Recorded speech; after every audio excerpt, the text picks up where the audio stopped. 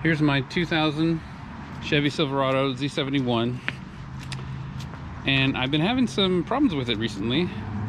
I use it for deliveries at my warehouse, and leaving the post office, it just died in the middle of the street. So I kind of drug it back here, parked it, and then somebody broke into it.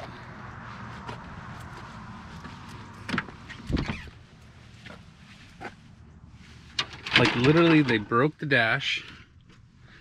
They stole a 15-year-old radio that I put in it, destroyed it, knocked the part of the ignition out,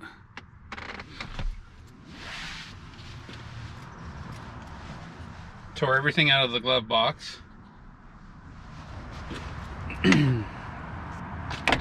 It's still a decent truck, and I didn't want to get rid of it. And the problem I was having with it was it would just randomly die. After running for like 5 minutes, it would just shut itself off. Don't mind all the dirt on it. We've had some wildfires here.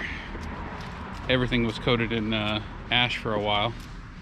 Alright, so in the next video, I diagnose what the problem was, why the truck kept dying in the middle of the street, or after it was warmed up or anything. It was the crank position sensor. So in this video, I show you everything that it takes to replace the crank position sensor in a 2000 Chevy Silverado.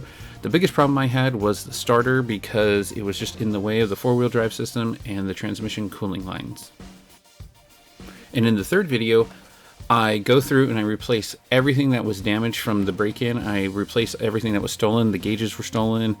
I fix all of the wiring, and I buy a new dash and put the new dash in. It's just really good to put that break-in behind me, so when you see all the broken pieces or missing pieces that you had, it just reminds you of it. So it's really nice to put that behind me.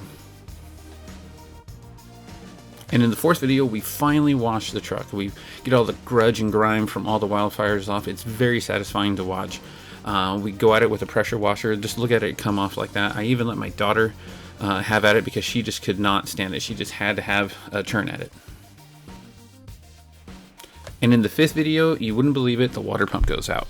So after driving the truck, after fixing everything, the water pump went out. So in this video, I show you everything it takes to fix the water pump.